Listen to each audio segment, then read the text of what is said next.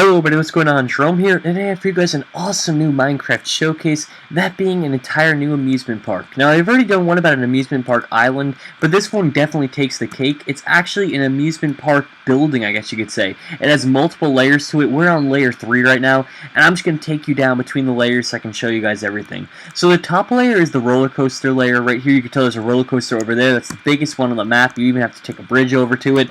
You also have this one which climbs throughout this entire tower area, which is actually pretty cool, and I like this one a lot.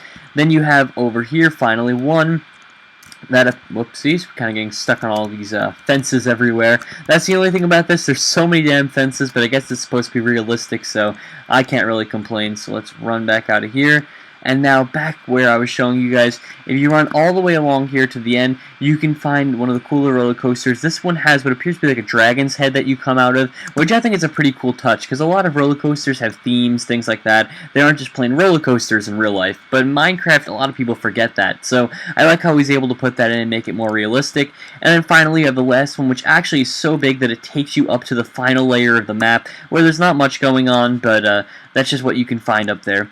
So now the other thing I like about this map is the way in which you teleport between places. The way you get between the layers is by going down these little pods of water that have little breathing areas every once in a while, using these signs so that you never drown to death, and it just allows you to travel between places a lot faster than usual. So personally, I like that a lot, but I'm sure some of you guys may get a little annoyed with it. I don't know, just kind of personal preference. Now in this layer, what do you have? You have the carousel, you also have the the Ferris wheel, and then finally you have a little bit of they call it the ladybug ride on here. I think you guys will know what I'm talking about when I say that, when it says ladybug ride. They're kind of like those typical little baby rides you find where, like, you know, it's sometimes a ladybug, sometimes I'm pretty sure they have one at Disney, like Dumbo, a few things like that. You know what I mean? They're just a little tiny rides. They have little tracks on that it goes around at like a mile an hour, and yeah, so he's able to put all that in, which I think is cool that he separated roller coasters, then Kiddieland, and now the bottom of it isn't too interesting, but I figured I wouldn't be doing this justice if I didn't showcase it.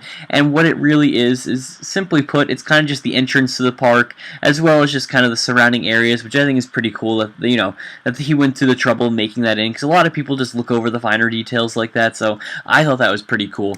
Now you're probably wondering, Jerome, what can I use this map for? Well, there's a couple things. You could use this thing for, and the most popular thing I think, which I'm going to probably talk to Mitch about doing, is having a Raid the Amusement Park game, where we sit up there and hide in the amusement park, and you'd have, say, 15 to 20 people who have weaker armor try and rush up there and try and take over the amusement park. I think that would be a little bit of fun. You could also do it vice versa, where there's a bunch of people in there with weaker armor, and the stronger armored people have like maybe 5, 6, 7 people try and rush them. That would be kind of cool as well. And it's just so many things you can do with it. A couple other things you can do with it as well is easily just put it into a server. This would be a pretty cool spawn, but I guess you'd have to ask permission for that first. A lot of people like to have permission before their maps are used, which is perfectly understandable.